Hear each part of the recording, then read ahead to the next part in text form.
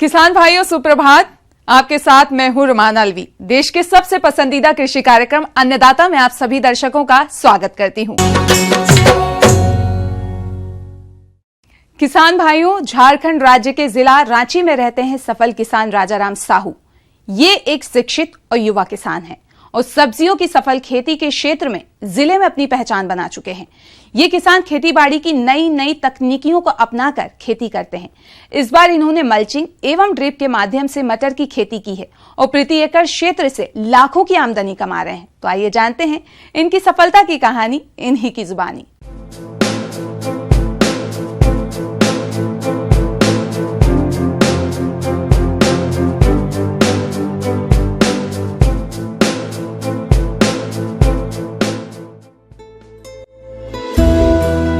झारखंड राज्य आज कृषि क्षेत्र में बड़ी तेजी से आगे बढ़ रहा है और इस कार्य में युवा किसानों की अहम भूमिका रही है, जो कि आज खेतीबाड़ी की नई तकनीकियों को अपनाकर विभिन्न फसलों की खेती कर रहे हैं। आज हम चर्चा कर रहे हैं रांची जिले के प्रगतिशील युवा किसान राजाराम साहू की। जी हाँ, इन्होंने ड्रिप और मल्चिंग के माध्यम से मटर की खेती की है और प्रति एकड़ लाखों की आमदनी कमा रहे हैं। तो चलिए जानते हैं इनकी सफलता की कहानी। मैंने अभी मटर की खेती लगा रखी है ड्रिप एवं मल्चिंग के माध्यम से। मैंने मटर की खेती से पहले तरबूज लगाया, तरबूज के बाद में फूलगोभी लगाया मल्चिंग और ड्रिप के माध्यम से। उसके बाद में तीसरा क्रॉप में मैंने मटर डाला है, जो कि काफ़ी अच्छा उपज मेरा हुआ है इस बार और रेट भी बहुत अच्छा हमको मिला है। रेट से मैं संतुष्ट हूँ और कुल मिला के हम 5 एकड़ में मटर की खेती लगाए हुए हैं, जिसकी तुड़ाई अभी चल रही है। और प्रति एकड़ जो है हरी फली का उत्पादन सब मिला के एवरेज 7 टन एवरेज इसका उत्पादन हम ले रहे हैं। और एवरेज मूल्य इसका मार्केट के हिसाब से एवरेज मूल्य कभी ज़्यादा कभी कम, एवरेज मूल्य 25 रुपये किलो के हिसाब से हमको मिल रहा है। इसमें मैंने मटर का बीज जो है वेलकम क्रॉप पर एकड़ के हिसाब से 12 केजी लगा है, जिसका मूल्य 240 रुपये केजी के हिसाब से 2880 रुपया हो जाता है। और बर्मिक कंपोस्ट 1 टन इसमें यूज किया है मैंने, जिसका मूल्य हो जाता है 5750 रुपया। और कीटनाशक दवा वो कुल मिला के 4000 रुपया का यूज किया है। लेबर चार्ज इसमें मेरा थोड़ा ज़्यादा पड़ा है, क्योंकि खुरपी उर्पी और लगाने में 30,000 रुपया हमको लग गया है। और भाड़ा खर्च इसमें मेरा जो है 6000 रुपया। तो कुल मिला के जो है मेरा 48,630 रुपया। और अन्य खर्च जो है इसमें 1370 रुपया अगर इसमें मिलाते हैं तो मेरा कुल खर्च इसमें 50,000 रुपया मेरा हो जाता है, लग जाता है लगभग।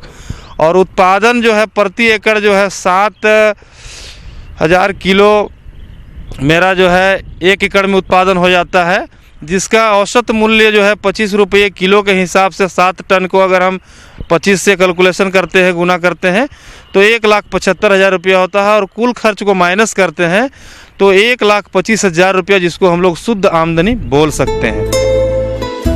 किसान भाइयों, इन्होंने बताया कि एक बार मल्चिंग और ड्रिप बिछाने पर लगभग 4 से 5 फसलों को लिया जाता है।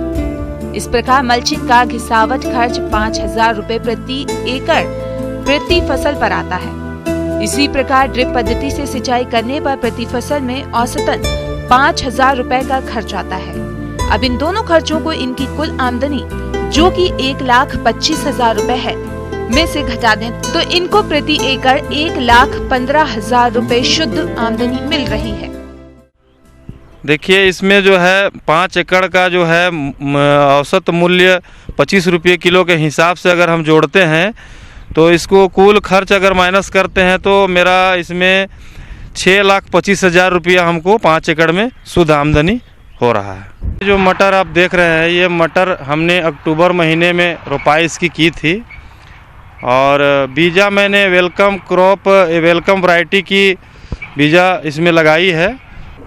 लाइन से लाइन की दूरी इसका जो है 4 फीट है और पौधे से पौधे की दूरी जो है 30 सेंटीमीटर है। इससे क्या होता है कि देखिए, बहुत ज़्यादा घना भी नहीं लगाना चाहिए, क्योंकि इसका जो है लतड़ कुछ बहुत निकलता है। बहुत ज़्यादा तो लतड़ नहीं निकलता है, लेकिन एक पौधे से जो है 5 ब्रांचेज होते हैं इसके। और जब ज़्यादा घना लगा देंगे तो क्या होगा कि पौधा सड़ जाएगा, तो इसमें फूल फल जो है ज़्यादा नहीं लग पाता है, और लगता भी है तो ख़राब हो जाता है। ये जो आप देख रहे हैं टमाटर, ये मैंने वर्मी कंपोस्ट ही सिर्फ इसमें डाला है, क्योंकि अब हम भी चाह रहे हैं कि धीरे धीरे जो है रासायनिक कम यूज करें और जैविक की ओर ज़्यादा ध्यान दें। इसी वजह से मैंने सिर्फ वर्मी कंपोस्ट का ही उपयोग किया है, जिसके कारण इस बार मटर का जो जन्मेशन था मेरा बहुत अच्छा हुआ।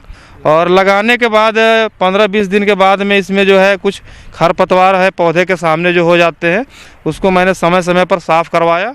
किसान भाइयों, इन्होंने बताया कि समय समय पर ये कृषि वैज्ञानिकों द्वारा बताए गए प्रबंधनों को फसलों में अपनाते हैं और उनके द्वारा बताई गई जैविक दवाओं का फसल में प्रयोग करते हैं। और देख रेख करते हुए इसमें जब समय इसका कीट पतंग एक दो को दिखाई दिया, तो मैंने इसमें कीटनाशक जो है केम और फंगीसाइड इंडोफिलियम 45 और एक विटामिन आती है बायोवीटा बायो पावर, उसको मैंने स्प्रे में बायो पावर जो है 2 ml पर लीटर पानी के हिसाब से, और इंडोफिलियम 45 2.5 ग्राम पर लीटर पानी के हिसाब से, और केम को मैंने 1 ml के हिसाब से पर लीटर पानी में घोल बना के इसको स्प्रे करवाया। और अभी मेरा जो है तुड़ाई चल रहा है मटर का, और अभी तक मैंने तुड़ाई करके इसमें 5 टन जो है पर एकड़ के हिसाब से अभी तक हमको हार्वेस्ट हो चुका है, और अनुमान है कि आगे भी 2 टन एवरेज इसका और तुड़ाई होगा, तो कुल मिला के 7 टन इसमें हमको मटर तुड़ाई हो जाएगा। और ये मटर की खेती जो हम कर रहे हैं उसमें मेरे गांव में जो खाली पड़े हुए लोग थे उनको भी रोज़गार मिल जा रहा है, जो बाहर काम करने के लिए पलायन हो जाते थे उनको रोज़गार मिल रहा है। तो इस तरह से रोज़गार मिलने के कारण वो लोग का जीविका इसमें चल रहा है, तो इससे हम बहुत खुश हैं और हमको भी फ़ायदा हो रहा है, तो हम संतुष्ट हैं इस मटर की खेती से। किसान भाइयों, आप भी कृषि की नई एवं उन्नत तकनीकियों को अपनाकर राजाराम साहू की तरह अपनी फसलों से अधिक मुनाफा कमा सकते हैं और प्रदेश के प्रगतिशील किसानों की सूची में अपना नाम दर्ज करा सकते हैं। प्रदेश में गेहूं की फसल हरी भरी लहलहा रही है। ये फसल कहीं बाली बनने की अवस्था पर है तो कहीं बढ़वार की अवस्था पर, लेकिन इस समय मौसम में हो रहे बदलाव के कारण फसल पर कई तरह के हानिकारक कीटों का प्रकोप हो रहा है, जो कि फसल को भारी नुकसान पहुंचा रहे हैं। इसलिए फसल को इन कीटों से बचाना जरूरी है। तो इसके लिए किसान कौन कौन से उपायों का अपनाएं, आइए जानते हैं बिहार कृषि महाविद्यालय जिला भागलपुर के कीट वैज्ञानिक डॉक्टर SN रॉय से।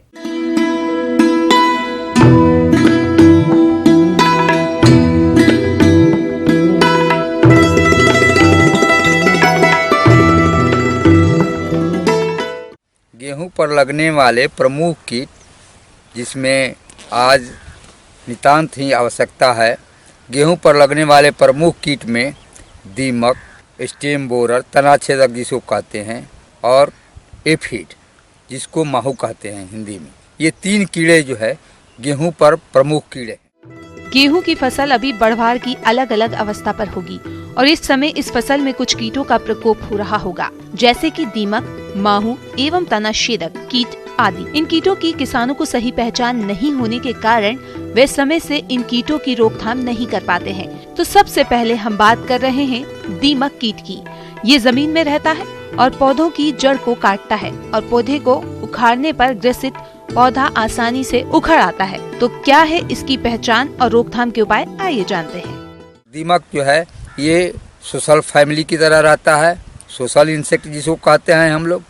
वो घर बनाकर रहता है, उसको भोजन का अभाव होता है तो गेहूं के पौधे की जड़ को ही खाकर बर्बाद करने लगता है। इस समय हम लोग देखते रह जाते हैं कि गेहूं जो है हमारा सूखने लगता है, तब हम देखते हैं कि दीमक का प्रकोप होने लगा है। दीमक जो है उजले रंग का व्हाइटिश कीड़ा है, उसका मुंह जो है भूरे रंग का होता है। यह झुंड के झुंड जो है चलता है और गेहूं के जड़ को खाते रहता है। इस तरह हमारा गेहूं सूखते रहता है। इसके हम लोग निदान के लिए शुरू में ही यदि बीज उपचार आप कर लिए हों तो उसमें दीमक का प्रकोप नहीं होना चाहिए। बीज उपचार के लिए क्लोरोपाइरीफॉस 6 से 7 ml प्रति किलो बीज के हिसाब से बीज उपचार कर लेते हैं तो उसमें दीमक का प्रकोप नहीं होगा और कजरा कीट का भी नहीं होगा। दूसरा है कि यदि आप दीमक का प्रकोप हो गया है और हो रहा हो और खड़ी फसल है उस समय हम लोग 3 लीटर प्रति हेक्टेयर के हिसाब से इरिगेशन के समय इरिगेशन चैनल कराते हैं, वहाँ पर नाली में ही हम लोग दे देते हैं। घड़ा बनाकर उसमें घोल बना लेते हैं और घोल बनाकर उसमें एक छेद कर देते हैं, बूंदे बूंदे टपकते रहता है और पानी जाते रहता है, दवा मिलते रहता है, आपको समूचे खेत में ही प्लॉट में चला जाएगा, तो दीमक का प्रकोप खत्म हो जाता है। इसके अलावा गेहूं की फसल में तना छेदक एवं माहू कीट का प्रकोप भी होता है। ये कीट भी फसल को पुष्प एवं गाभा बनने की अवस्था पर प्रभावित करते हैं। तो कैसे करें इन कीटों की पहचान और रोकथाम, आइए जानते हैं। दूसरा का कीड़ा है तना छेदक। यह तना छेदक जो ही हमारा नी हाई स्टेज में या बूटिंग स्टेज में आता है उस समय ये कीड़े का प्रकोप होने लगता है। यह कीड़ा तना को ही छेद कर उसमें वो गब्भा को ही खा जाता है और समूचा बालू ही सूख जाता है, जिसको येलो स्टेम बोरर कहते हैं। यह कीड़ा भूरे रंग का व्हाइटिश कलर का होता है और इसका मादा जो है लंबी और व्हाइटिश कलर की होती है। वो अंडे देती है। अंडा जो है, अंडा से बच्चा होता है। बच्चा जो है स्टेम में जाता है और छेद कर कर खाने लगता है। समूची बाली जो है सूख जाती है। इसके निदान के लिए हम लोग 2-3 दवा का इस्तेमाल करते हैं। इसमें इमामेक्टिन बेंजोएट 1 ग्राम 3 लीटर पानी में या इंडोक्साकार्ब 1 ग्राम 3 लीटर पानी में, कोई भी जो दवा हो, या मोनोकोटोफॉस 1 ml 1 लीटर पानी के साथ घोल बनाकर आप 1 या 2 बार छिड़काव करेंगे तो उसका हमारा तना छेदक का प्रकोप कम किया जा सकता है। तीसरा का अभी है जब गेहूँ फूटने लगता है और बाली की अवस्था में आता है उस समय लाही का प्रकोप ज़्यादा होता है। जो ही हमारा बादल छाए रहता है या कुछ गर्मी बढ़ती है तो लाही का प्रकोप होने लगता है। ग्रीनिश कलर का लाई होती है या ब्लैकिश कलर का, दोनों में से दोनों ही अटैक करता है। पौधे को जब फूल होने लगता है उसी समय रस को चूसने लगता है और समूचा ग्रेन जो है ख़त्म हो जाता है, जिससे कि ग्रेन नहीं, दाना नहीं बन पाता है। उसके निदान के लिए माहू या एफिड के निदान के लिए हम लोग इमिडाक्लोप्रिड 1 ml 3 लीटर पानी में या थायोमिथोएक्जेम 1 ग्राम 3 लीटर पानी में के साथ घोल बनाकर 1 या 2 बार छिड़काव करेंगे 15 दिन या 20 दिन के अंतराल पर, तो माहू का प्रकोप को खत्म किया जा सकता है। अपने प्रदेश के कई क्षेत्रों में पानी की कमी है, इसलिए यहाँ पशुपालन पर काफी जोर दिया जाता है। ऐसे में किसानों के लिए जरूरी हो जाता है कि पशुओं के आहार हेतु कम पानी में उगने वाले चारे की फसलें उगाई जाएं, जिसमें नेपियर घास एक अच्छा विकल्प है। इसे उगाकर पशुओं के लिए साल भर हरे चारे की पूर्ति कम लागत में कर सकते हैं। तो आइए जानते हैं नेपियर घास उगाने की तकनीक के बारे में डॉक्टर महेंद्र चौधरी से।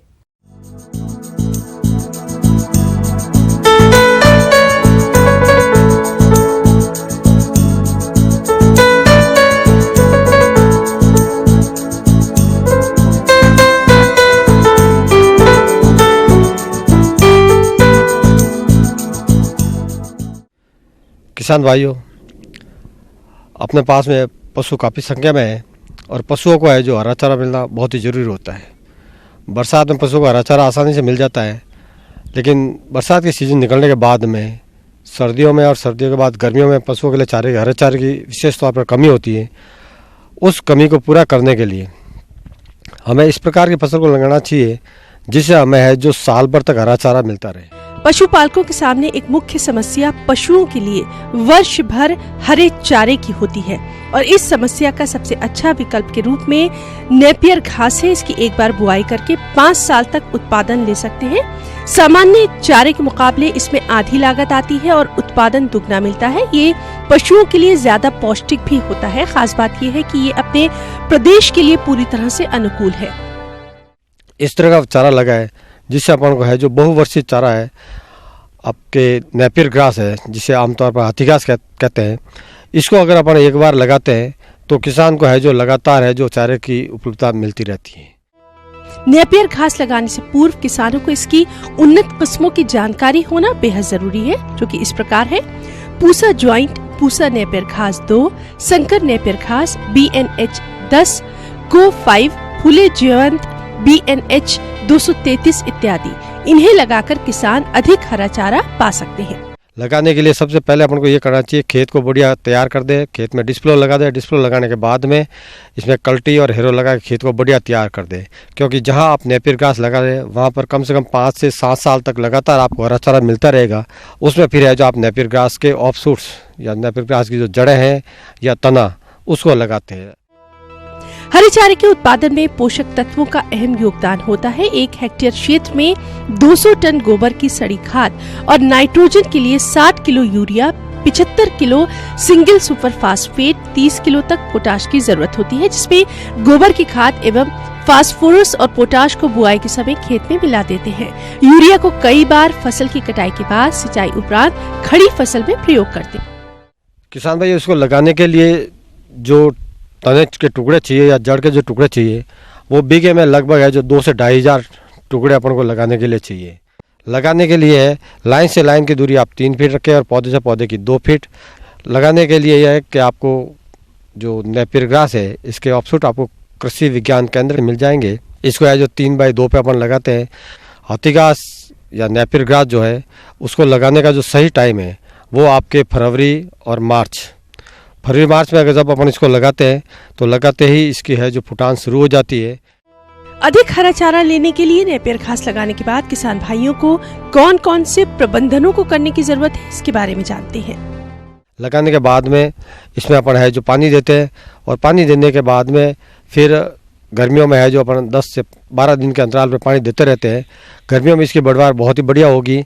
इसके बाद बरसात में आपको पहली जो कटिंग है वो आपको है जो लगभग 60 से 70 दिन में मिलेगी। उसके बाद की जो दूसरी कटिंग है वो आपको 40 से 45 दिन में कटिंग मिलती रहेगी। जब भी आप इस चारा लगा रहे तो लगाने के बाद में इसमें पानी, विशेष तौर पर पानी और खाद का ध्यान रखें। पानी है जो इसको समय पर पानी दें तथा खाद है जो देसी खाद के रूप में इसको खाद देंगे तो आपके बढ़वार बहुत अच्छी होगी और चारा भी आपको है जो 40 दिन में है जो कटिंग मिलती रहेगी। नेपियर घास उगाने से किसानों को होने वाले फायदे हैं जो कि इस प्रकार से हैं। कम पानी में तेजी से पैदावार, चारे की गुणवत्ता अच्छी, हरे चारे का अधिक उत्पादन, कीट और रोगों का प्रकोप नहीं होता तथा पशुओं के लिए वर्ष भर हरा चारा मिलता रहता है। बूटे से एक कटिंग से जो चारा होता है दूसरी या तीसरी कटिंग में लगभग है जो 20 से 30 किलो आपको एक बूटे से आपको मिल जाता है। तो इस प्रकार से अगर आप आधे बीघे में भी लगाए तो आपको है जो हर दिन है जो आपको कम से कम है जो 2 से 3 कुंटल चारा है जो किसानों को प्राप्त हो जाता है।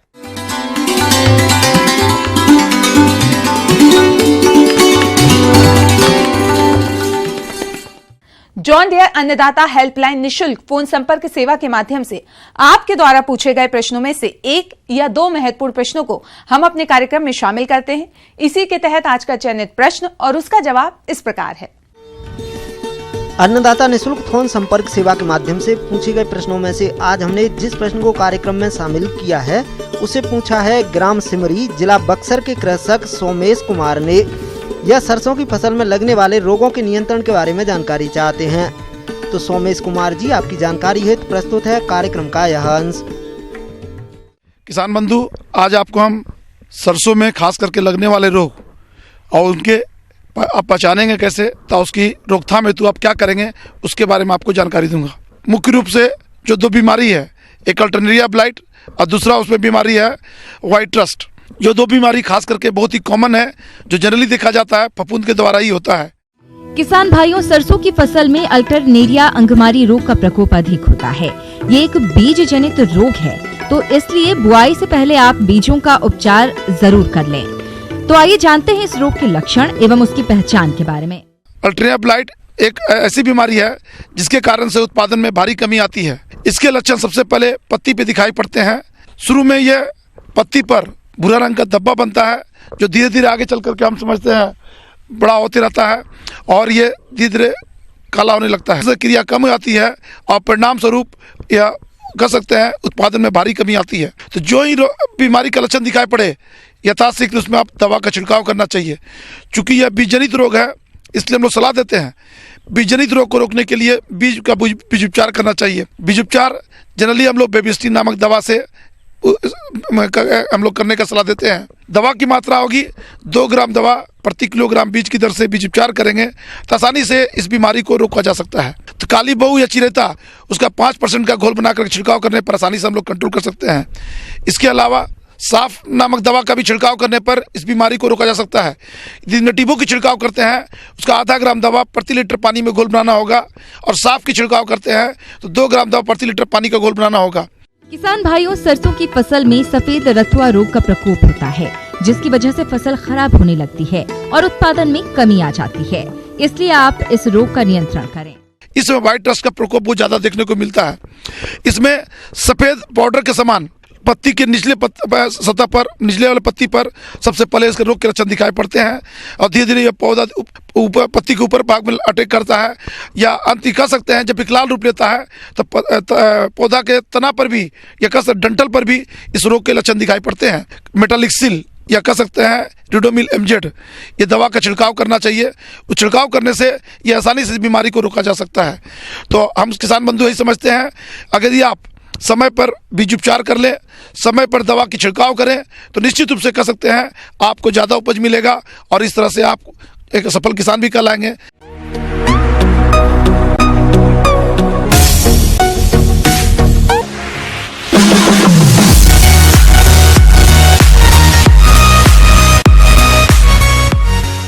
आइए अब एक नजर डालते हैं प्रदेश के कुछ मुख्य कृषि जिंसों के बाजार भाव पर।